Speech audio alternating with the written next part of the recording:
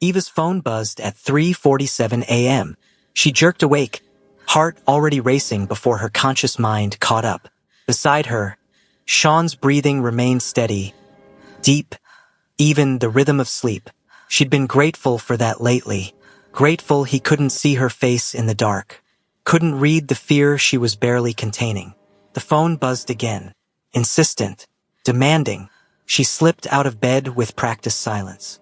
5 days since the first threatening email. 3 days since the second. She'd been waiting for the third, dreading it. The bathroom door closed with a soft click. She locked it, turned on the shower to mask any sound, sat on the closed toilet lid with trembling hands and opened her burner phone. Unknown sender, of course. Subject, final instructions. Her stomach dropped through the floor. She opened it. Hello again, Eva. Marcus grows impatient. His time is limited, as you know. So let's stop dancing and get to business. You will steal the following from Sean Lee's private server. Complete financial records for Lee Enterprises, last 5 years. Documentation of all offshore accounts. Names and contact information for his business partners. Any records of transactions that might interest Korean tax authorities. You will also withdraw $2 million in cash from your joint accounts. Consider it back payment for what you stole from Marcus in 1997. With interest. Deadline, 72 hours from now. Friday, 11:59 p.m. Deliver everything to the address below. Come alone. Tell no one. Or we start hurting people you love. Beginning with Mina. Attached is proof we're serious. Eva's hands shook so violently she almost dropped the phone. She opened the attachment. Photograph. Recent. Yesterday, maybe. Mina leaving her apartment building. Camera bag over her shoulder. Coffee in hand. Unaware she was being watched. A red circle drawn around her head. Crosshairs. The message continued. We're watching her. We're watching you. We know your routines. Where you work. Where she works. The gallery. The cultural center. The penthouse you share with your billionaire. Marcus wants you to understand something. Eva, you took everything from him. His money. His freedom. 15 years in prison because the shipment you stole was traced back to him. 15 years of his life gone. Now he's dying. 6 months, maybe less. Before he goes, he wants to watch you lose everything the way he did. So you have a choice. Give us what we want, disappear from Seoul and everyone you love stays safe. Or refuse and we start taking them. One by one. We'll start with the girl.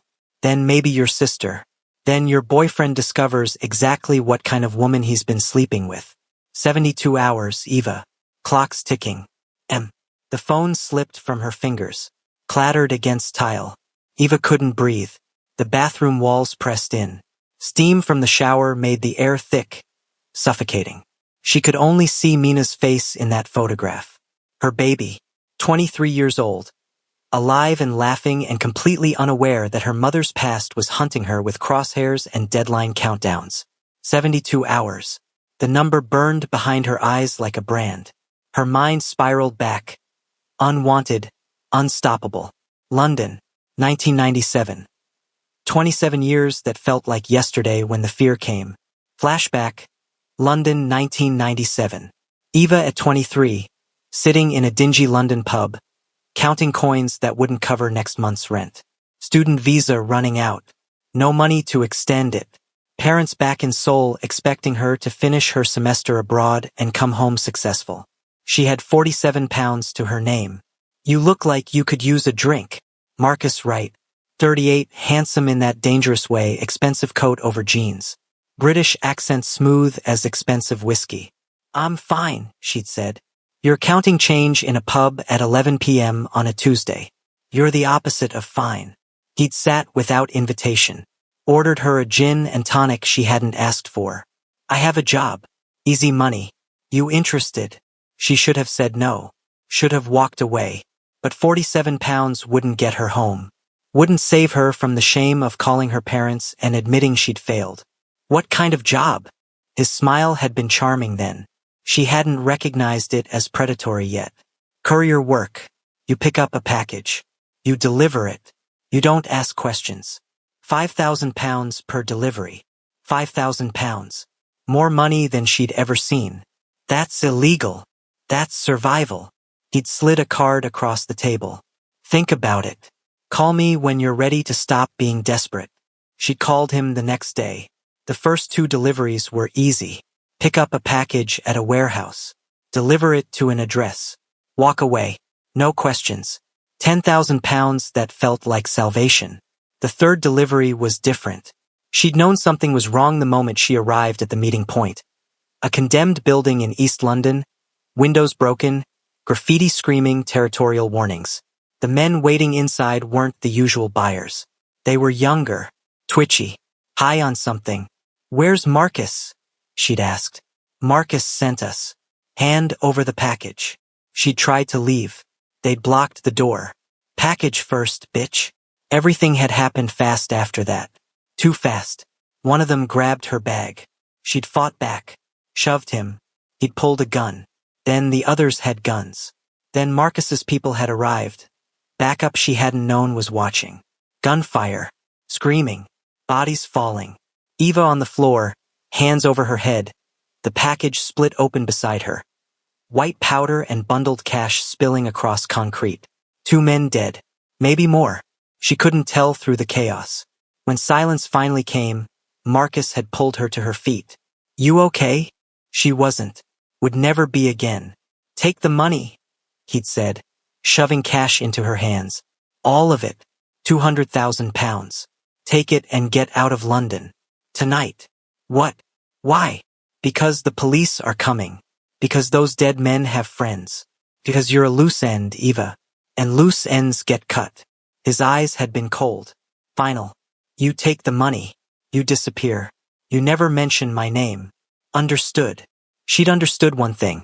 If she didn't run, she'd end up dead or in prison. So she'd run. Taken the money.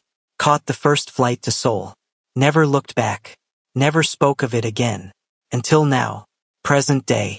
Eva gasped, pulled back to the present by the sound of the shower still running. 27 years.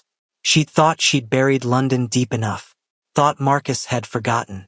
Thought the scared 23-year-old who'd stolen drug money and fled across continents was someone else entirely. But the past never forgot. It just waited for you to build something worth destroying. She picked up the burner phone with numb fingers. Reread the instructions. Steal from Sean. $2 million. 72 hours. She could do it. Sean had given her all his access codes. Trusted her with his business, his life, his empire. He'd shown her how his security systems worked, proud and open, wanting her to understand his world. That trust felt like broken glass now. Sharp, cutting, impossible to hold without bleeding. But if she didn't do this, Marcus's people would hurt Mina. Her daughter. Her baby. The one purely good thing she'd ever created. The choice wasn't really a choice at all. Eva deleted the email. Cleared her history. Flushed the burner phone down the toilet. Too dangerous to keep now. She'd memorized everything. The instructions. The address. The deadline. When she returned to bed, Sean was exactly as she'd left him. Asleep. Peaceful. One arm stretched across her side of the bed like he'd been reaching for her. She slid beneath his arm. Let him pull her close automatically, still sleeping. His heartbeat was steady against her back. Strong. Certain. She tried to memorize the feeling. Because tomorrow night, she'd betray him to save their daughter. And by the time he discovered what she'd done, she'd be gone. The next morning arrived too fast. Eva went through the motions. Coffee at 6. Sean reading business reports while she pretended to grade student poetry. Their usual comfortable silence felt like walking on glass. One wrong step and everything would shatter. You okay? He asked without looking up from his tablet. Fine. Just tired. You've been tired a lot lately. His eyes lifted. Found hers. Dark. Unreadable. Seeing too much. Anything you want to talk about? Yes. Everything. Please help me. I'm drowning and I don't know how to ask for help. No. Just work stress. Spring exhibition planning. He studied her face. She felt the weight of his gaze, the way he could always see through her carefully constructed masks. But he just nodded slowly. If you need to talk, I'm here. Always. You know that. I know. The lie tasted like copper, like blood. At the cultural center, Eva taught on autopilot, smiled at students, offered feedback on their poems about loss and longing and learning that some things break so completely they can't be put back together. The irony wasn't lost on her. During lunch, she locked her office door, pulled out her personal phone, opened Sean's business system using the credentials he'd given her months ago. "In case you ever need anything," he'd said, trusting absolutely. "My world is your world now." The files were there. Everything Marcus wanted. 5 years of financial records, offshore accounts, business partner information, transactions that were perfectly legal but could be twisted, manipulated, used to destroy everything Sean had built. Her finger hovered over the download button. But copying this much data would trigger security alerts. His team would investigate, find her digital fingerprints all over the breach. He'd know it was her, unless she was smarter. Eva closed the laptop, made her decision. She'd have to do this from his office. After hours. Use his direct terminal to avoid detection protocols. Download everything to an external drive. Leave no trace except the missing data itself. Break into Lee Enterprises and steal from the man she loved. Her phone buzzed. "Mina, lunch tomorrow? I miss your face." Eva's vision blurred. She typed with shaking hands, swamped with exhibition work. "Next week? I love you so much." She couldn't face Mina. Couldn't look at her daughter knowing she might be the reason Mina got hurt. Knowing that in 48 hours, Eva would disappear from her life to keep her safe. Another text. "Sean, this time. Dinner tonight? Want to take you somewhere special." God, if he knew what she was planning. "Can't tonight. Behind on grading. Rain check." 3 dots appeared. Disappeared. Appeared again. "You've been distant. Is everything okay with us?" The question landed like a punch. "Everything's fine. Promise. Just stressed. I love you. I love you too. Always." She set down the phone, put her head in her hands. 46 hours until the deadline. Tomorrow night, she'd destroy everything she'd built. Betray the man who'd waited 32 years for her. Break the trust she'd finally learned to accept. But Mina would live. That was all that mattered. Even if it meant Eva had to disappear forever. That night, Eva lay rigid beside Sean. His arm was draped across her waist. Possessive even in sleep. Protective. Trusting in a way that made her chest ache. She'd been staring at the ceiling for 3 hours. Planning. Memorizing. Preparing. Tomorrow. She'd do it tomorrow night. Friday. When Sean would be at a late dinner meeting. She'd tell him she was working late at the center. Go to Lee Enterprises instead. Download everything. Have it ready for the Friday night deadline. Then she'd deliver it. Disappear. Leave Seoul before Sean woke up Saturday morning and discovered what she'd done. Leave behind the penthouse. The cultural center. The life where she was finally visible and valued and loved. But Mina would be safe. Sean shifted. Pulled her closer. Even asleep, he held her like he was afraid she'd vanish. "I'm sorry," she thought. "I'm so sorry. You trusted me and I'm gonna break that trust. But I can't lose her. I can't watch my daughter die because of mistakes I made when I was 23. She closed her eyes. Didn't sleep. Just lay there in the dark. Feeling the weight of what she was about to do crushing down like the sky was falling one piece at a time. Somewhere in Seoul, Marcus Wright's people were watching. Waiting. Counting down the hours until Eva Tomfield destroyed herself to save the people she loved. 43 hours. The clock was ticking. Sean Lee wasn't sleeping. He lay perfectly still in the dark, his arm draped across Eva's waist, breathing slow and measured. The performance of sleep he'd perfected decades ago when knowing things without showing you knew them kept you alive. Eva thought he was asleep. She'd been thinking that for 3 days now. 3 days since that dinner conversation when he'd asked about London and watched her face drain of color. Watched fear flash across her features before she buried it under lies. 3 days of watching the woman he loved pull away inch by terrified inch. She thought she was hiding it. The way she flinched when her phone buzzed. The forced brightness in her smile. The fact that she hadn't really looked at him, truly looked, since that night. She'd been going through motions, playing a role, pretending everything was fine while her hands shook and her eyes went distant and she stopped sleeping beside him. She stopped letting him touch her in any way that mattered. Sean had given her space, time, waited for her to trust him enough to tell him what was wrong. But patience had limits. Tonight, lying in the dark beside her rigid body, feeling her breathing too fast and too shallow, he knew. Whatever was coming was happening soon. So he waited. At 1:47 a.m., Eva's breathing changed, became deliberately controlled. The shift from genuine sleep to wakefulness masked as rest. 2:03 a.m., she moved. Slowly, carefully, sliding out from under his arm like she'd practiced it. Her feet touched the floor without sound. She stood there for 30 seconds, he counted them, watching him, making sure he was asleep. He kept his breathing steady. Eyes closed. Every muscle relaxed. She moved to the closet. The soft whisper of fabric. Dark clothes being pulled on. Jeans. Black shirt. She was dressing for something that required invisibility. Sean's jaw tightened. He forced it to relax. She grabbed her phone. Her keys. Paused at the bedroom door. He felt her looking back at him one last time. Then she was gone.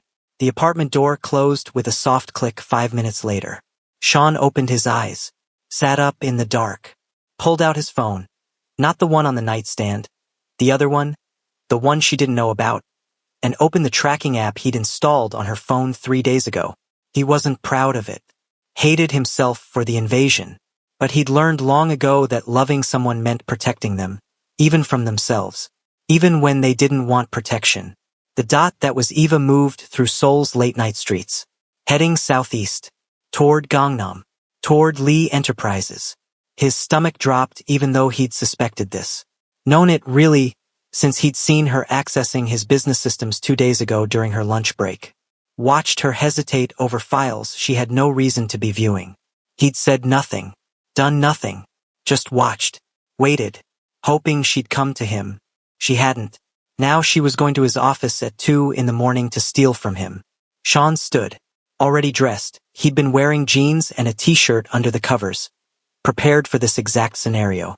Grabbed his jacket, his keys, the tablet that would show him security footage in real time. Called his head of security. The phone was answered on the first ring. "Sir, she's coming to the office. Let her in. Give her access to whatever she needs. Disable any alerts her presence would trigger."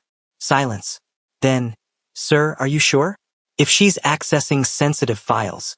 "I know what she's doing." His voice was cold, clinical, the tone that made grown men reconsider their questions. "I want full surveillance footage. But don't stop her. Don't let her know she's being watched." "Understood. Understood, sir." Sean ended the call, pulled up the security feed on his tablet. Watched Eva's car pull into the Lee Enterprises parking garage. Watched her walk to the elevator with hunched shoulders and trembling hands. Watched her use the keycard he'd given her to access his private floor. The 40th floor corridor appeared on screen. Eva walking down it like she was heading to her own execution. Her black and gray hair pulled back. Face pale. She looked terrified. She looked like she was breaking. His office door. She hesitated, her hand on the keypad. Then she entered the code, his birthday, the date he'd asked her to move in, numbers he'd given her because he trusted her with everything. The door opened. She stepped inside his office. Sean watched on the tablet. Watched her stand there for a moment, looking around like she was memorizing it. His desk, his windows, the photo frame he kept, her laughing at the cultural center opening, captured when she didn't know anyone was watching. Then she moved to his computer, logged in with his credentials, pulled out an external hard drive from her pocket, started downloading files. Her hands shook so badly she dropped the drive twice. She was crying, silently, tears streaming down her face while she stole from him. "Tell me why," Sean whispered to the screen. "Just tell me what they're threatening you with." But Eva just cried and downloaded files and apologized to empty air. "I'm sorry." Her lips moved. "I'm so sorry. I don't have a choice. I have to keep her safe. I'm sorry, Sean. I'm so sorry." Mina. Someone was threatening Mina. Everything clicked into place. The fear. The distance. The stolen files. Eva was being blackmailed. Forced to choose between betraying him and protecting their daughter. And she'd chosen Mina. Of course she had. Sean's phone rang. Different number. Mina. His blood went cold. He answered. Mina. Sean. Her voice was breathless. Panicked. Something's wrong with Mom. Really wrong. I went to check on her at the penthouse and she's not there, but her phone is, and I found. She was crying now. I found messages. Emails. Threats. There's photos of me and some man from London named Marcus Wright, and they're threatening to hurt me if Mom doesn't. I know, he said quietly. Silence. Then, you know. Your mother is at my office right now, taking files she thinks I don't know she's taking. What? Why would she? Because someone told her that stealing from me would keep you safe. His jaw clenched. Because she thinks she has to do this alone. We need to stop her. No. He watched Eva on the screen, downloading the last of the files, wiping her eyes, trying to compose herself. We need to let her finish. But, Mina, listen to me.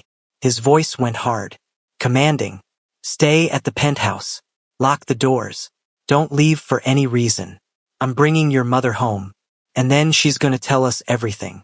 Every detail about London, Marcus Wright, what happened 27 years ago, and exactly what they're threatening her with. How did you know about London? Because I've been investigating since the moment someone sent me an email asking about it. He grabbed his car keys, started walking toward his private elevator. I know your mother was connected to Marcus Wright. I know he went to prison. I know she came back to Seoul and never spoke of it. What I don't know is the full story. And I can't protect either of you if I don't know what we're facing. Sean. Mina's voice cracked. Is Mom going to be okay? He looked at the tablet screen. Eva putting the external drive in her pocket. Looking around his office one last time. Her face was devastated. Lost. I'm going to make sure of it, he said. Even if she won't let me. He ended the call. Pulled up the security feed showing the parking garage. Eva would be leaving soon. Heading back to the penthouse. Thinking she'd gotten away with it. He'd let her think that for exactly 15 more minutes. Then he was going to his office. And Eva was going to tell him the truth. All of it. Whether she wanted to or not. Eva made it to the parking garage before her legs gave out. She leaned against her car, gasping for air. The external hard drive in her pocket feeling like it weighed 1,000 pounds. She'd done it. Downloaded everything Marcus's people wanted. Financial records. Offshore accounts. Partner information. 5 years of Sean's business laid bare. Everything that could destroy him. Her hands were still shaking. She couldn't make them stop. I'm sorry, she'd whispered to his empty office. I'm so sorry. But I can't lose Mina. I can't watch my daughter die because of my mistakes. She pulled out her phone. No messages. No calls. Maybe Sean was still asleep. Maybe he'd never know she'd been here. Maybe. The parking garage elevator opened. Sean stepped out. Eva's heart stopped. He was dressed. Fully alert. Walking toward her with purpose. His gray-black-white hair caught the harsh fluorescent light. His face was composed. Empty. But his eyes... God. His eyes were devastated. Sean. Her voice came out broken. I can explain. Can you? He stopped 5 feet away. Hands in his pockets. Dangerously calm. Because I've been waiting 3 days for you to explain. Watching you pull away. Watching you terrified. Giving you every opportunity to trust me with whatever's wrong. She backed up until she hit her car. How did you? I know you, Eva. Every expression. Every tell. Every lie. He took another step closer. Did you really think I wouldn't notice? The way you froze when I asked about London. The fear. The distance. The fact that you haven't let me touch you, really touch you in 3 days. You've been watching me. I've been loving you. There's a difference. His voice went rough. What I haven't been doing is understanding why you couldn't trust me. Why you thought you had to break into my office at 2 in the morning and steal from me instead of coming to me for help. Tears spilled down her face. They threatened Mina. I know. She stared at him. How? Because she called me 10 minutes ago. She's at the penthouse. She found the threatening messages you didn't delete thoroughly enough. His jaw clenched. She's terrified, Eva. Thinks something terrible has happened to you. And I had to tell her that her mother is currently stealing company secrets from me because someone convinced her that betraying me would keep her safe. The words hit like physical blows. Eva's knees buckled. She slid down the side of her car until she was sitting on the concrete. I was trying to protect you. Her voice broke. Both of you. If I gave them what they wanted, they'd leave you alone. Leave Mina alone. I could disappear and what? We just accept that? Move on. He crouched in front of her. Close enough she smelled his cologne. Cedar and something darker, familiar and devastating. Did you really think I'd let you disappear? That I'd just wake up one morning, find you gone, and think, well, that's that? You'd be safer without me. I'd be fucking destroyed without you. The control finally cracked. His voice rose, echoed through the empty garage. Do you understand that? I've waited 32 years for you, Eva. 32 years. I'm not losing you to some threat from your past because you were too scared to trust me with the truth. People died because of me. The confession ripped out of her. In London, 27 years ago, a drug deal went wrong and people died and I stole money and ran and Marcus went to prison because of me and now he's dying and he wants revenge and I can't. She was sobbing now. Full, body-shaking sobs. I can't let him hurt you or Mina because of what I did when I was 23 and stupid and desperate. Sean went very still. His phone buzzed. He looked at the screen. His face went completely blank. What? Eva whispered. He showed her. Photo. Mina. Bound to a chair. Duct tape over her mouth. Terror in her eyes. Fresh bruise blooming on her cheek. Text below, you have what we want. $2 million cash plus the documents. 12 hours. We'll send delivery instructions. Come alone. Tell the boyfriend and she dies. Eva's world tilted. Sean caught her before she hit the ground. They have her. Eva couldn't breathe. Couldn't think. Oh God. They have my baby. They have Mina. Eva. Look at me. He gripped her shoulders. Hard. Look at me right now. She looked. His face was steel. Carved from granite and fury. How many people does Marcus have in Seoul? I don't know. 2? 3? Sean. They have our daughter. How many did he have in his organization in London? What does that matter? Answer the question. 6. Maybe 8. She was shaking so hard her teeth chattered. But that was 27 years ago. I don't know who. Are any of them ex-military? Some of them, maybe. How did you know about? Because I've been investigating Marcus right since that fucking email arrived 3 days ago. His hands framed her face. Forced her to focus. Did you think I'd just ignore a threat to you? I've had people digging into him. I know he's dying. I know he did 15 years in UK prison for drug trafficking. I know you were somehow connected to him. What I didn't know was the full story. His voice dropped. Dangerous. And now our daughter is paying the price for your silence. The words cut deeper than any blade. I'm sorry. She was sobbing. I'm so sorry. I thought I was protecting her. I thought if I just gave them what they wanted. You thought wrong. He released her. Stood. Pulled out his phone. You should have come to me the moment that first threat arrived. We could have handled this. Protected Mina. Stopped this before it got this far. They said if I told you. They lied. That's what blackmailers do, Eva. They isolate you. Make you think you're alone. Make you desperate enough to make stupid choices. He was texting furiously. But you're not alone. You never were. And now we're going to fix this. How? They have Mina. They want money and files and they're going to get exactly what they expect. His smile was cold. Predatory. Nothing like the man who made her coffee every morning.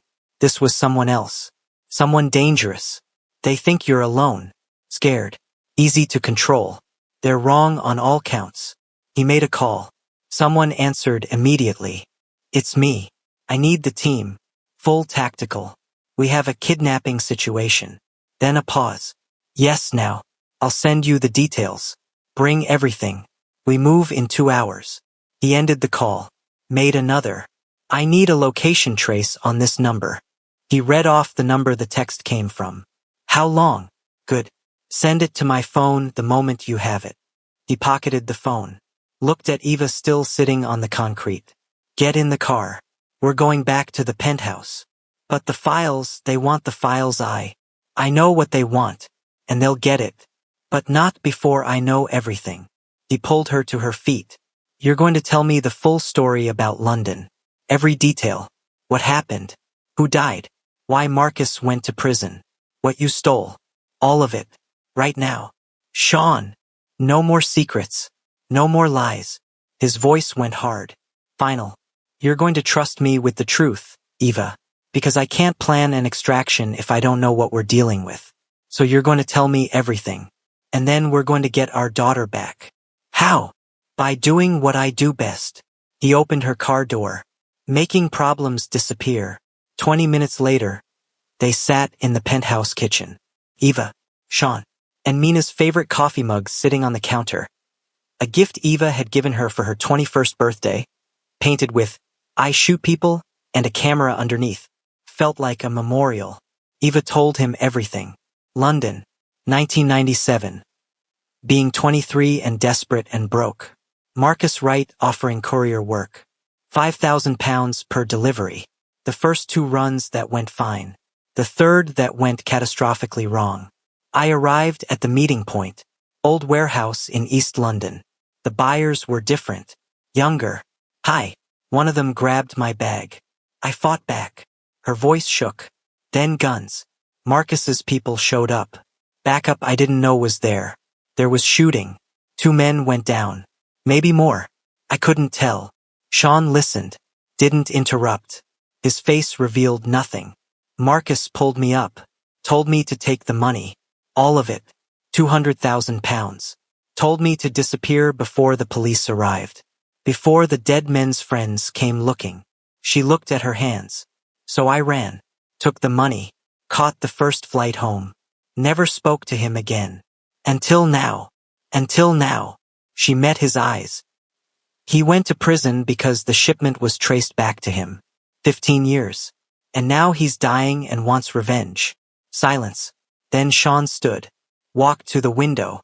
Looked out at Seoul's pre-dawn skyline. You were 23. Yes. Desperate. Alone. Scared. Yes. You made choices to survive. People died because of those choices. He turned. His face was hard. People died because drug dealers got violent. Because Marcus Wright ran a criminal organization. Because desperate situations create desperate actions. You didn't pull the trigger, Eva. You were a victim who survived. That's all. That's not. That's exactly what it is. His phone buzzed. He looked at it. Something shifted in his expression. We have a location. Incheon. Old shipping warehouse by the port. Her heart kicked. Mina's there. Her phone is. Which means she's likely there too. He made another call. I have the location. Send the coordinates to the team. We move in 90 minutes. Full tactical approach. Non-negotiable silence until we have visual confirmation of the hostage. Pause. Yes. Assume they're armed. Plan accordingly. He ended the call. Looked at Eva. I'm coming with you, she said. No. She's my daughter. Which is exactly why you're staying here where it's safe. Like hell I am. Eva stood. Walked toward him. You can't stop me, Sean. This is my fault. My past. My mistakes. I'm going. Eva. I know you want to protect me. I know you think keeping me here is smart. But she's my baby. And I'm not sitting here waiting while someone else risks their life to save her. Her voice went steel. So either I come with you, following your orders, doing exactly what you say, or I follow you there myself in my own car. Your choice. Sean studied her face, looking for weakness, finding none. Finally, he nodded. You do exactly what I say. When I say stop, you stop. When I say stay down, you stay down. When I say run, you run. Non-negotiable. Agreed. He walked to a closet she'd never seen him open, pulled out a Kevlar vest. Black, heavy, professional grade. Put this on. She took it, strapped it on with shaking hands. He pulled out another vest for himself. A gun. Loaded it with practiced ease. tucked it into a holster at his back. This wasn't the billionaire who made her coffee. This wasn't the man in expensive suits who quoted poetry and built cultural centers. This was the gang heir. The dangerous man she sometimes forgot he was. The son of his father who'd survived in a world where violence was currency and mercy was weakness. Sean. He looked at her. Thank you. For not hating me. For not. Her voice broke. For still being here. He crossed to her. Cupped her face. I will always be here. Always. Even when you don't trust me. Even when you make stupid choices trying to protect me. His forehead touched hers. But after this, after we get Mina back safe, we're gonna have a long conversation about trust. And honesty. And the fact that we're a team. Understood. Understood. Good. He kissed her. Hard. Claiming. Now let's go get our daughter. The drive to Incheon took 40 minutes through Seoul's empty pre-dawn streets. Eva sat in the passenger seat of Sean's Range Rover, Kevlar vest heavy on her chest, watching the city blur past. Behind them, 2 black SUVs followed Sean's team. Men whose faces she'd never seen but whose presence felt like coiled violence waiting to be released. Sean drove with one hand on the wheel, the other holding his phone. He was on his 3rd call in 20 minutes, speaking rapid Korean too low for Eva to fully catch. Tactical terms, coordinates, exit strategies. He'd transformed completely. The man who'd kissed her goodbye each morning was gone. In his place sat someone cold, calculating, dangerous. A stranger wearing Sean's face. Except he wasn't a stranger. This was who he'd always been underneath the tailored suits and gentle touches. The boy who'd grown up in his father's world. A world where problems were solved with violence and mercy was a luxury you couldn't afford. She'd chosen to love him knowing this existed. But seeing it was different. 10 minutes out, Sean said to whoever was on the phone. Circle the perimeter. I want eyes on every exit before we move. No one in or out without my knowledge. Pause. If they try to run with her, stop them. Non-lethal if possible. But the girl's safety is priority 1. Understood. He ended the call. Glanced at Eva. You okay? No. Good. Being scared keeps you sharp. He took a turn too fast. The tires squealed. When we get there, you stay in the car until I clear the building. No arguments. Sean. Eva. These people kidnapped our daughter and threatened to kill her. I don't know how many are inside. I don't know what weapons they have. I don't know if Marcus Wright himself is there. His jaw clenched. What I do know is that I can't focus on getting Mina out safely if I'm worried about you getting shot. I won't. You don't know that. Neither do I. He reached over, squeezed her hand. Hard. Please. For once, just trust me to handle this. She wanted to argue, wanted to insist she could help. But the truth was she'd be a liability. She had no training, no experience. She'd freeze or panic or get in the way. Okay, she whispered. I'll stay in the car. Thank you. They drove in silence for another minute. Eva's mind spiraled. Mina's face in that photo, terrified, bruised, bound. Her baby. 23 years old, but still her baby. What if they've hurt her? Eva's voice cracked. What if? Then I make them regret it. Sean's voice was flat, empty, more terrifying than anger. But let's focus on getting her out first. Revenge can wait. You'd really kill the people who hurt our daughter? He looked at her. His eyes were black, cold, without hesitation, without regret. I told you once, I've got 12 deaths on my conscience. I can live with a few more if it means keeping my family safe. The casual way he said it should have horrified her. Instead, Eva felt something darker, something that whispered good. Make them pay. Make them suffer for touching her. Maybe she wasn't so different from him after all.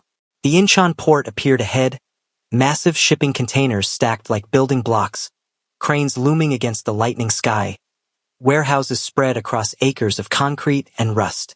Sean killed the headlights, slowed down, pulled into a side street between 2 corrugated metal buildings. The 2 SUVs following them peeled off in different directions, taking up positions, creating a perimeter. That one. Sean pointed to a warehouse at the end of the row. 3 stories, windows broken, Graffiti screaming territorial warnings. Mina's phone signal is coming from inside. How many entrances? 4. Front, back, 2 side doors. My team is covering all of them. He put the car in park, pulled out his gun, checked the magazine with practiced efficiency. I'm going in the front. Jinho's team takes the back. We clear room by room until we find her. What if they hear you coming?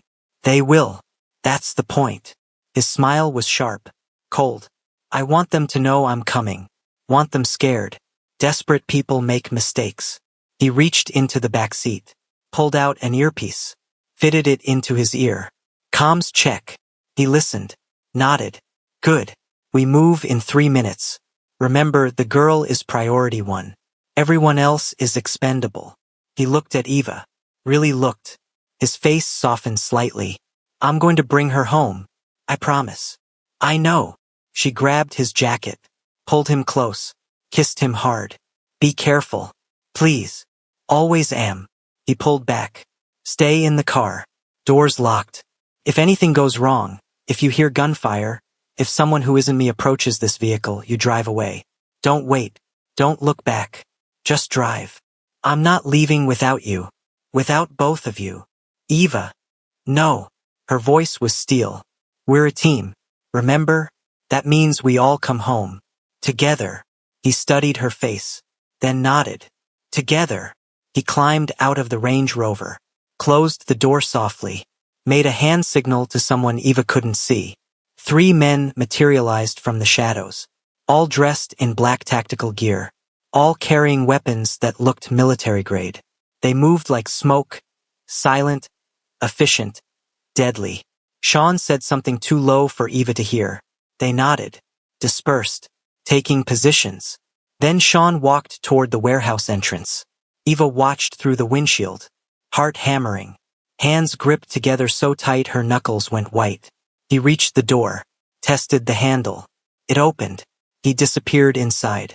The warehouse was exactly what Eva had expected. Concrete floors, exposed beams, stacks of rotting pallets and rusted machinery. The smell of oil and salt water and decay. And silence. Too much silence. Sean moved through the space like a ghost. Gun raised, every sense on high alert. Behind him, Jinho and 2 others spread out, covering angles, watching for movement. The earpiece crackled. North entrance clear. No hostiles visible. South entrance clear. No movement. Sean clicked his mic twice. Acknowledgement. Keep moving. They cleared the ground floor. Empty. Just shadows and abandoned equipment. The stairs to the 2nd floor were metal. Each step would ring like a bell. He didn't care. He wanted them to hear him coming. He climbed, boots hitting metal with deliberate weight, announcing his presence. The 2nd floor opened into a massive space. More equipment. Some tarps thrown over shapes that could be furniture or could be nothing. And at the far end, light. A single bare bulb hanging from the ceiling, illuminating a small area like a spotlight on a stage. Mina sat in a chair beneath it, hands zip-tied behind her back, duct tape over her mouth, bruised dark purple on her cheek. Her eyes were wide, terrified, but alive. Relief hit Sean like a physical blow. Then he saw the man standing behind her. British, late 50s, thin to the point of emaciation, cancer eating him from inside. Gray hair, sharp eyes, expensive coat over a body that was clearly dying. Marcus Wright, and he had a gun pressed to the back of Mina's head. Mr. Lee. Marcus's voice was cultured, almost polite, British accent cutting through the warehouse silence. So good of you to join us, though I must say you're early. We weren't expecting you for another few hours. Sean kept his gun trained on Marcus. Let her go. I don't think so. Not until Eva delivers what she owes me. Marcus smiled. It didn't reach his eyes. She is here, isn't she? Hiding somewhere? Too cowardly to face me herself. Eva's not part of this anymore. This is between you and me. Oh, but it's not. Marcus's finger moved to the trigger. Mina whimpered beneath the tape. You see, I don't actually care about the money or the files. I never did. What I want is for Eva to lose everything the way I did. her freedom, her family, her future. You lost your freedom because you ran a drug trafficking operation. I lost my freedom because Eva Tomfield stole from me and disappeared. Marcus's voice went cold. 15 years in prison. Do you know what that does to a man? What it takes from you? I had a wife, a daughter, a life, all gone because of that stupid little girl who thought she could steal from me without consequences. She was 23, desperate. You exploited her. I gave her an opportunity. Marcus's hand shook slightly. The gun pressed harder against Mina's skull. She took advantage of my generosity, stole 200,000 pounds, left me to take the fall when the police traced the shipment. So you waited 27 years for revenge? I waited 15 years in prison, then 12 more years tracking her down, making sure she built something worth destroying. Marcus's smile was terrible. And she did. Beautiful daughter, successful boyfriend, important job, a life. Now I'm gonna take it all away. Starting with the girl. Touch her and you die. Sean's voice was empty. Final. Slowly. Painfully. I'll make sure of it. You'll try. But I'm already dying, Mr. Lee.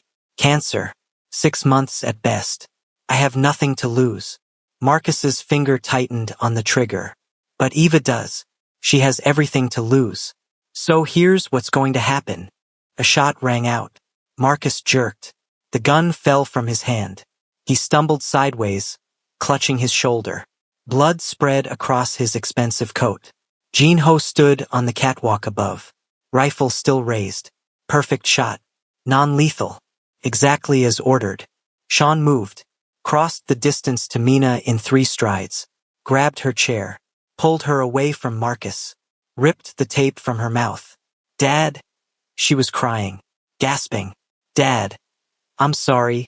They grabbed me outside my apartment and I tried to fight but… Shoo. You're okay. I've got you. He cut the zip ties with a knife from his belt. Pulled her into his arms. You're safe now.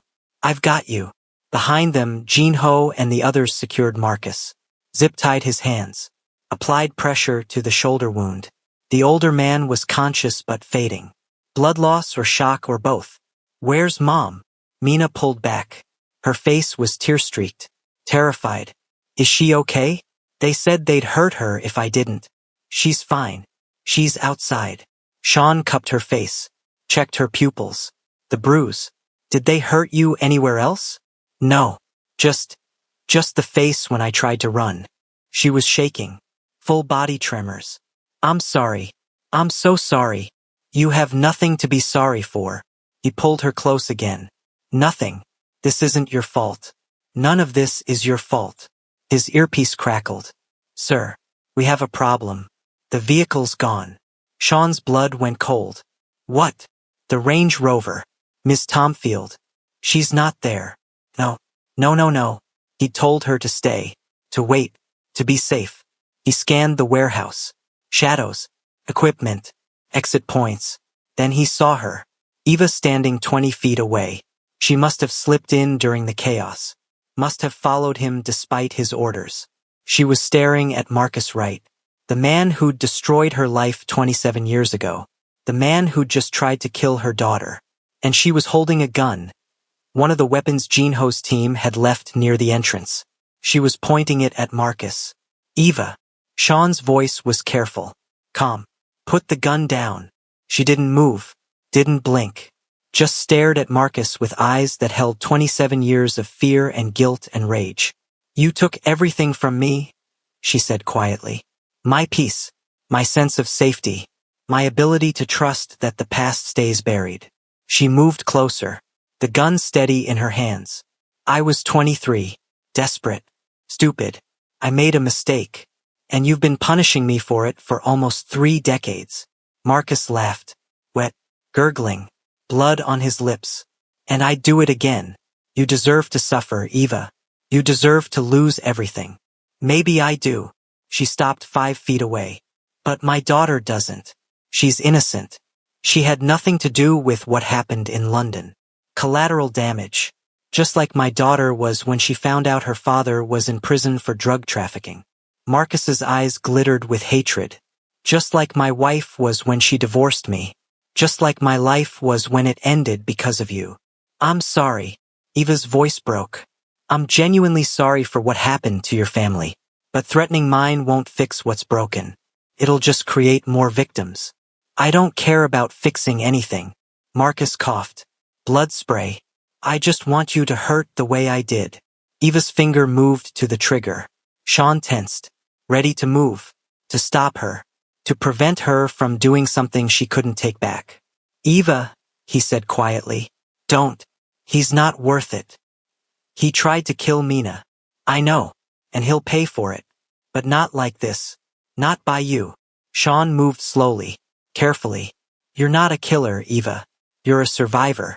Don't let him turn you into something you're not. He destroyed my life. He tried to, but you rebuilt it anyway. You're here. You're strong. You're loved. Sean was close enough to touch her now. You're a mother, a teacher, a woman who survived impossible choices. That's who you are. Not this. Eva's hands shook. The gun wavered. He hurt my baby. I know, and I will make sure he answers for it. But not like this. Not with you carrying another death for the rest of your life. Sean's hand covered hers. Gently. Let it go, Eva. Let me handle this. Please. Tears streamed down her face. I'm so tired of being scared. I know, but killing him won't fix that. It'll just add more weight. His voice softened. Give me the gun. Let me protect you from this. Please. For a long moment, Eva didn't move. Then her hands loosened. She let Sean take the gun. Let him pull her into his arms while she broke down. 27 years of fear and guilt and rage finally released in wrenching sobs. Behind them, Marcus laughed. Weak. Dying. You're weak, Eva. Always were. Too soft to do what needs doing. Sean turned. Handed the gun to Jinho. Walked to where Marcus lay bleeding. Crouched down. Looked him in the eye. You're right about one thing. She's too soft. Too kind. Too good to do what needs doing. His voice dropped. Went cold. Empty. But I'm not. Marcus's smile faltered. You can't. There are witnesses. Who? My men. Sean glanced around. They're loyal to me, not to justice. And you, he leaned closer, are a dying man who kidnapped my daughter and threatened my family. No one will miss you. No one will question what happened here. You won't get away with. I already have. Sean stood, looked at Jinho. He resisted arrest, tried to grab a weapon. We had no choice. Jinho nodded, understanding perfectly. No, wait. Marcus's eyes went wide. Please. I'm dying anyway. Cancer will. Should have thought of that before you put a gun to my daughter's head. Sean walked back to Eva. To Mina. Get them out of here. Now. Jinho moved, guided Eva and Mina toward the exit. Eva looked back once. Met Sean's eyes. He nodded. Go. I'll handle this. I'll protect you from this. She went.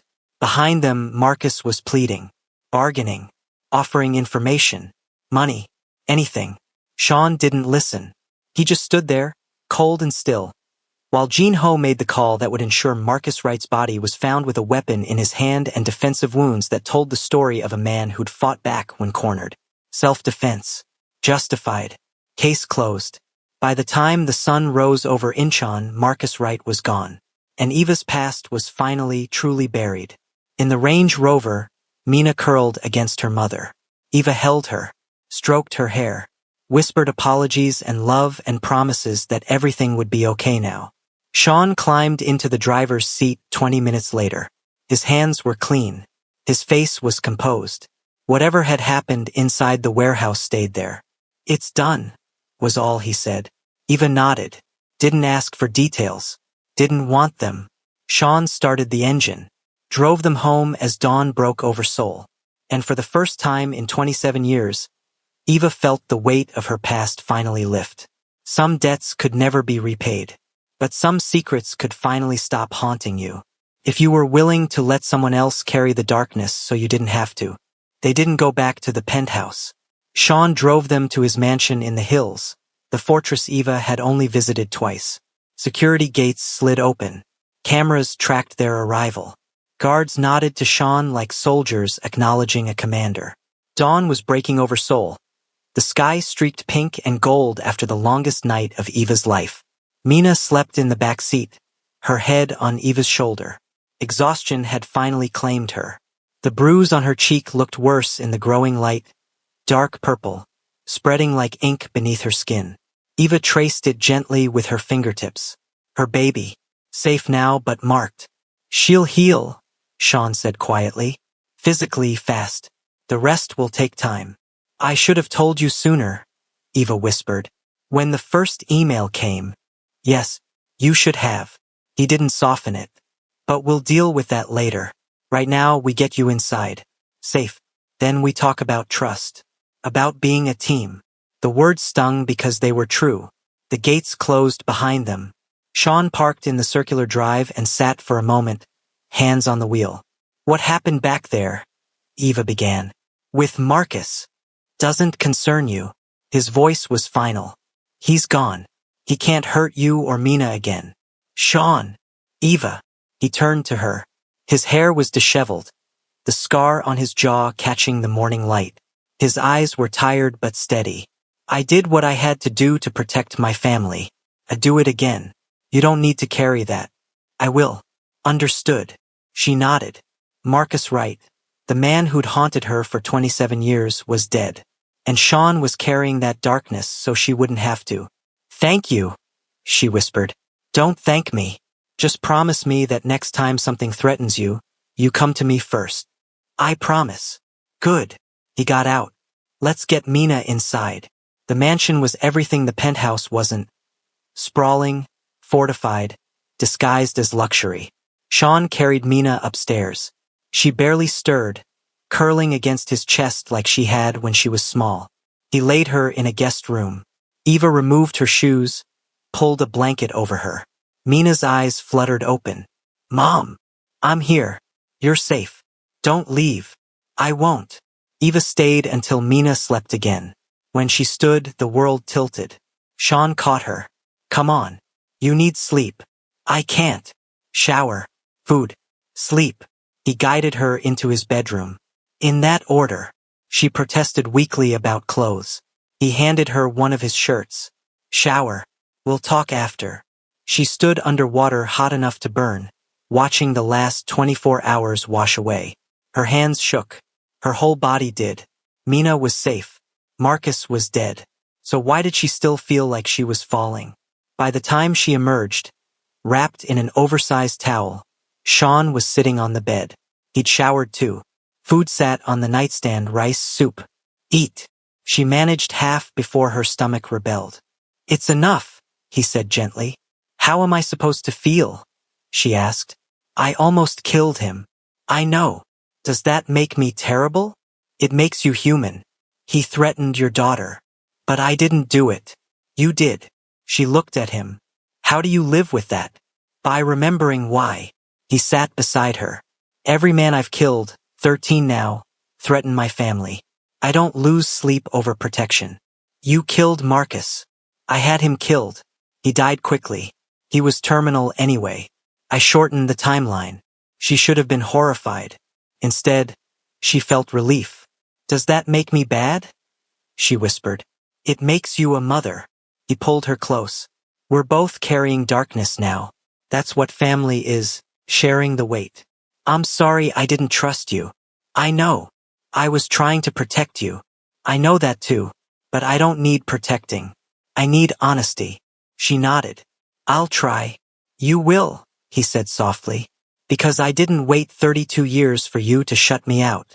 He kissed her, slow, tender. Sleep, he murmured. I'll handle the rest. She woke to voices. Low, male, formal, police. Her heart slammed. She pulled on Sean's pants and crept to the stairs. Self-defense, Sean was saying. My daughter is traumatized. We need to speak to Ms. Tomfield, the detective replied. Eva descended. The detective was middle-aged, tired. Ms. Tomfield, Detective Park. How did you know Marcus Wright? I didn't, she said evenly. I'd never met him. Interesting. He flew from London. You studied there in 1997. A coincidence. He was dying. Why target you? I don't know. But my daughter was held at gunpoint. I'm grateful he's dead. The detective studied her. We'll need statements tomorrow. With our lawyers, Sean said. As the detective turned to leave, he paused. Mr. Wright served time for drug trafficking.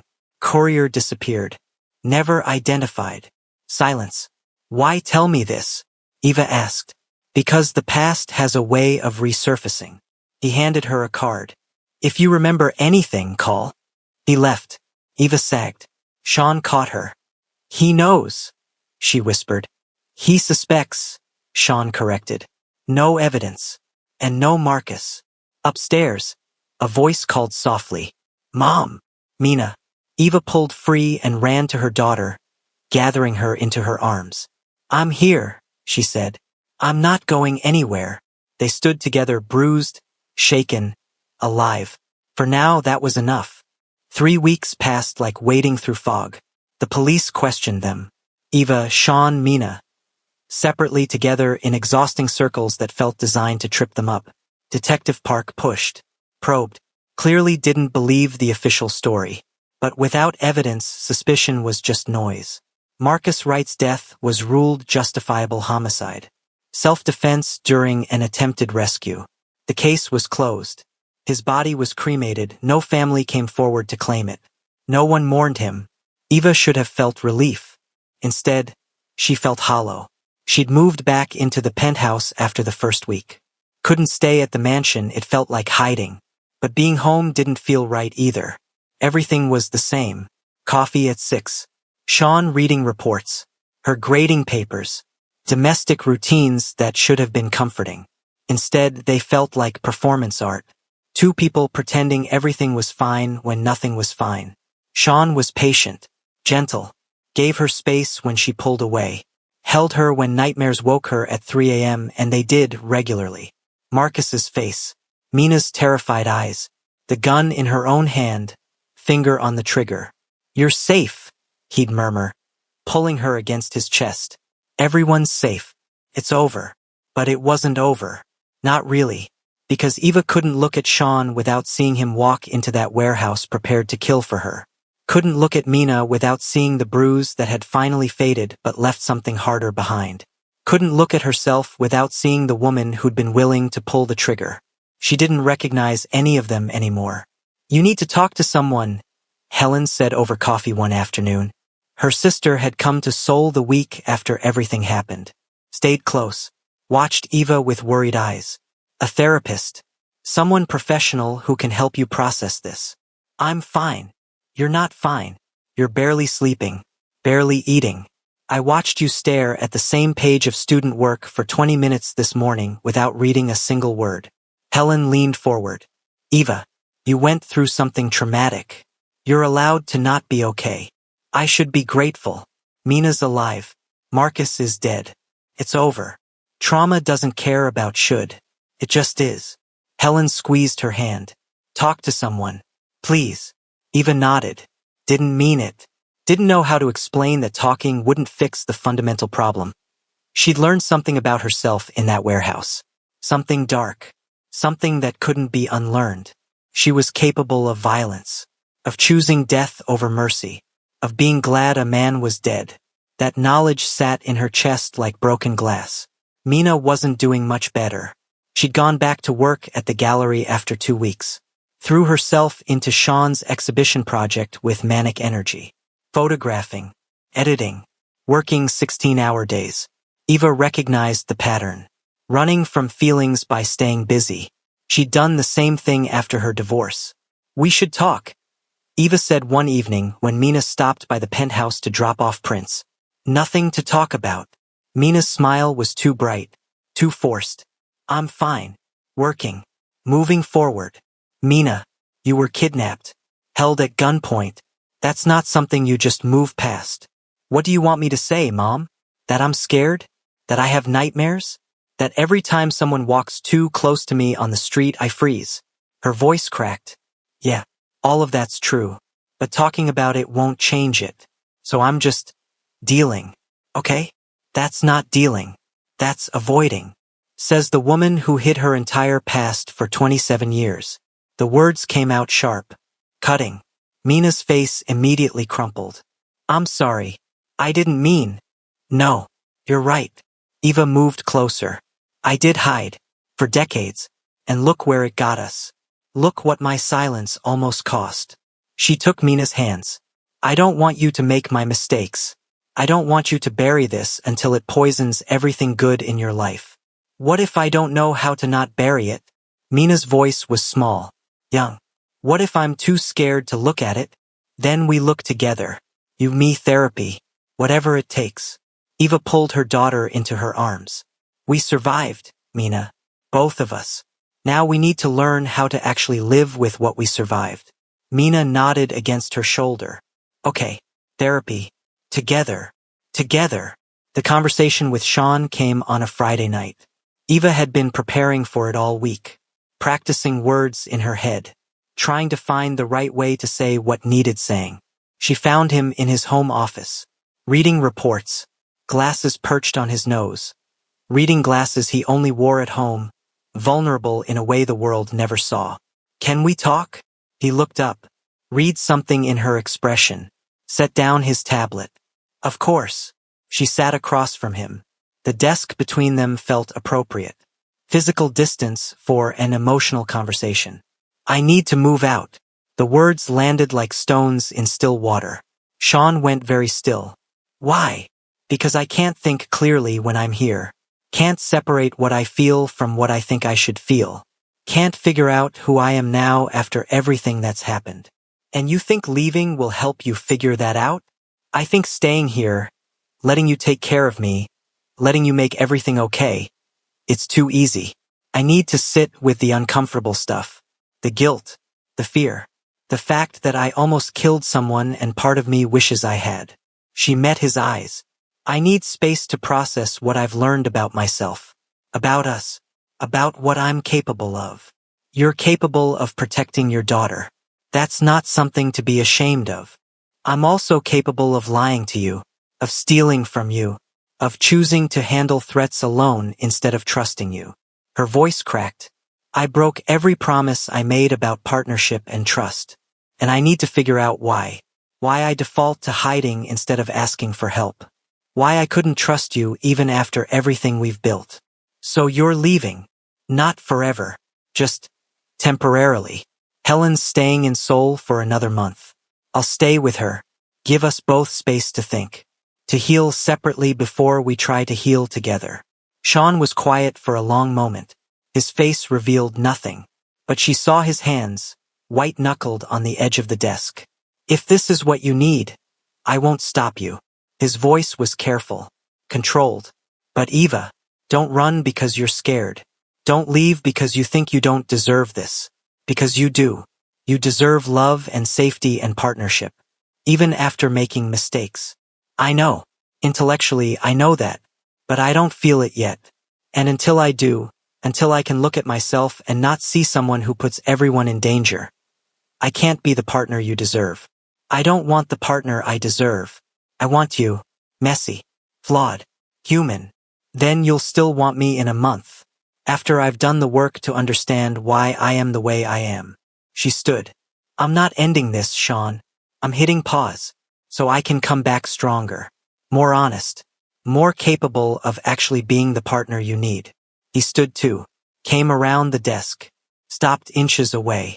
How long? A month, maybe 6 weeks. Therapy, individual and with Mina. Maybe eventually with you if you're willing. I'm willing. His hand cupped her face. I'd do anything to keep you. But if what you need is space, I'll give it to you. On one condition. What? You don't disappear. You call. Text. Let me know you're okay. Let me be part of your healing even if I can't be physically present for it. Deal. He kissed her. Soft. Tender. Full of things he couldn't say. When he pulled back, his eyes were suspiciously bright. I'll wait, he said. However long it takes. I've waited 32 years. I can wait a few more weeks. Thank you. For understanding. For not hating me. I could never hate you, Eva. Frustration? Worry? Yes. But hate? Never. He touched his forehead to hers. Go. Do your work. Heal. I'll be here when you're ready. Eva moved into Helen's rental apartment the next day. It was strange living in someone else's space. Sleeping in a guest room. Eating meals she didn't cook. Having no routine. No structure. Nothing familiar to hide behind. The first week was hard. She cried more than she'd cried in years. Called Sean twice just to hear his voice.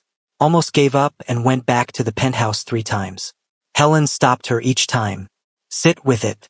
The discomfort. The loneliness. The fear. That's where the growth happens. The second week, Eva started therapy. A woman named Dr. Kong. 50s. Kind eyes. Experienced with trauma. Tell me about London, Dr. Kong said in their first session. So Eva did. All of it. The desperation. The stupid choices. The deaths. The 27 years of running. You were a victim who made survival choices in an impossible situation, Dr. Kong said when Eva finished. The guilt you're carrying belongs to the people who put you in that situation. Not to you. But people died. Yes, and that's tragic. But their deaths were caused by violence between criminals. Not by a terrified 23-year-old who was trying to survive. The words should have helped. They didn't. Not yet. But slowly, session by session, conversation by conversation, Eva started to untangle guilt from responsibility. Started to separate the choices she'd made from the consequences she couldn't control. Started to forgive the 23-year-old girl who'd done what she had to do. Therapy with Mina was harder. Messier. Both of them crying. Both of them angry. Both of them learning that trauma doesn't have a timeline and healing isn't linear. I'm sorry, Eva said during their third joint session, for putting you in danger. For not protecting you from my past. I'm sorry too, Mina said. For being angry at you for things you did before I was even born. For not understanding how hard you've worked to keep me safe. They held each other and cried and slowly, so slowly, started to rebuild trust that had been cracked but not broken. 5 weeks after moving out, Eva sat in a coffee shop and wrote. Not lesson plans. Not student feedback. Actual writing. Poetry. Essays. Truth. She wrote about London. About guilt and survival and learning that sometimes the only choice is the least terrible one. About carrying secrets that become heavier every year. About being loved by a dangerous man and learning that love sometimes looks like violence when it's protecting what matters. She wrote until her hand cramped. Until the words stopped coming. Until she looked up and saw the sun setting and realized she'd been writing for 6 hours. Her phone had 3 texts from Sean. Thinking about you. How's therapy going? I miss you. Take all the time you need. But I miss you. She typed back. I miss you too. I think I'm almost ready. His response was immediate. No rush. I'm not going anywhere. She smiled. Finished her coffee. Walked back to Helen's apartment feeling lighter than she had in weeks. That night she called him. Hi. Hi. His voice was warm. Familiar. Home. You sound good. I feel good. Better. Not perfect. But better. Good enough is good enough. I've been writing. About everything. London. Marcus. What I learned about myself. Dr. Kong suggested it. Says it helps to externalize the trauma. Are you going to publish it? Maybe. Anonymously. There are other women like me. Women who made impossible choices when they were young. Who've been carrying guilt and secrets and shame. Maybe my story helps them feel less alone. I think that's brave. I think it's necessary. Healing can't happen in the dark. I learned that the hard way. She paused. I'm ready to come home. If you'll have me. Eva, I'd have you broken. I'd have you healing. I'd have you any way you came. His voice was rough. When? This weekend. I want to finish my sessions with Dr. Kong this week. Say goodbye to Helen. Then I'm coming home. For good. If that's okay. It's more than okay. It's everything. She smiled through tears. I love you. I should have said that more. Should have trusted that love enough to let you help me. You're saying it now. That's what matters. She heard him moving. Probably pacing. I love you too. I've loved you for 32 years. I'll love you for 32 more. However you come. Whatever you need. I'm here. I know. I finally believe that. Good. Then come home. Let me prove it every day for the rest of our lives. Saturday morning. Eva stood in the penthouse doorway with one suitcase and 5 weeks of healing behind her. Sean opened the door before she could knock. He looked the same. Gray-black-white hair. Scar on his jaw. Dark eyes that saw everything. But something in his face had softened. Relief. Joy. Hope. Hi. Hi. She smiled. I'm home. You are. He pulled her inside. Took her bag. Set it down. Turned to really look at her. You look different. I am different. Still healing. Still working through things. But different. Better. Better's good. He cupped her face. I like better. She kissed him. Different from before. Not desperate. Not urgent. Just present. Honest. The kiss of two people who'd survived darkness and chosen each other anyway. When they pulled apart, he smiled. Welcome home, Eva. It's good to be home. She looked around the penthouse. Her plants on the windows. Her books on the shelves. Her terrible floral apron hanging in the kitchen.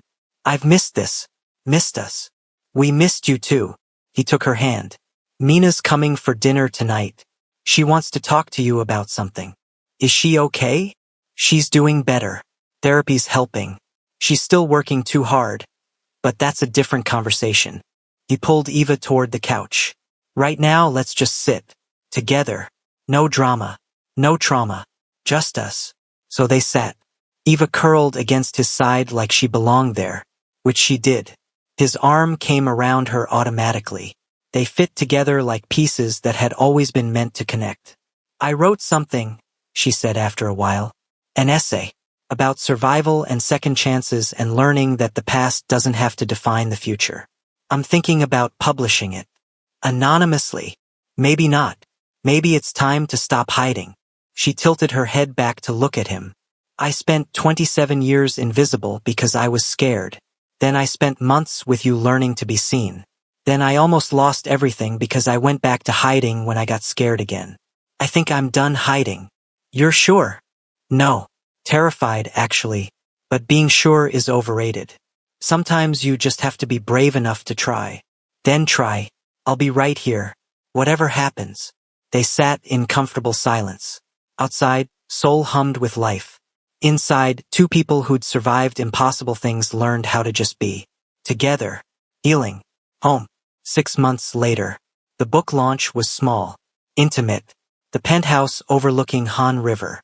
30 people, colleagues, students, close friends. Copies of Invisible No More. A memoir of survival and second chances, stacked on a table by the windows. Eva stood beside them wearing gray, a compromise between invisible and seen that felt appropriate. Her black and gray hair was down. Her hand was in Sean's. Mina raised a glass. To my mom, who spent her life thinking she was invisible but was actually the strongest person I know. Who survived impossible choices. Who protected me even when it meant sacrificing herself. Who finally learned to stop hiding. Her voice cracked. I love you, Mom. I'm proud of you. Eva's throat went tight. I love you too, baby. Helen raised her glass next. To my sister, who's always been brave even when she didn't know it. Welcome to being visible. They drank. They laughed. They celebrated not just the book but survival itself. Later, after everyone left, Eva and Sean stood at the windows. Seoul spread below them like scattered stars. Any regrets? He asked. About the book? No. About taking so long to trust you? Every day. She turned in his arms. But we're here now. That's what matters. We're here now, he agreed. And I have a question. Her heart kicked. Okay. He pulled out a small box. Opened it. Simple ring. Elegant. Perfect. Eva Tomfield. I've loved you for 33 years. Through rejection and reunion. Through secrets and survival. Through darkness and healing. I want to love you for the next 33. And the 33 after that. Will you marry me? Tears spilled over. Yes. God, yes. He slid the ring on her finger. Kissed her while Seoul glittered below and their future stretched out endless and bright. No more secrets? He murmured against her lips. No more secrets. Just us. Honest. Messy. Real. Perfect. They stood there holding each other while the city slept and the past finally, truly released its grip. Some debts could never be repaid. But some second chances were worth every scar earned along the way. And some love stories didn't end. They just finally got to begin. What would you rate part 3? Drop 0 to 10 in the comments. Did Eva and Sean's story satisfy you? Let me know what you thought of the ending. If this moved you, hit subscribe for more emotional stories like this. What country are you watching from and what time is it there? I love seeing where this story finds you. Thank you for being on this journey. Your support means everything.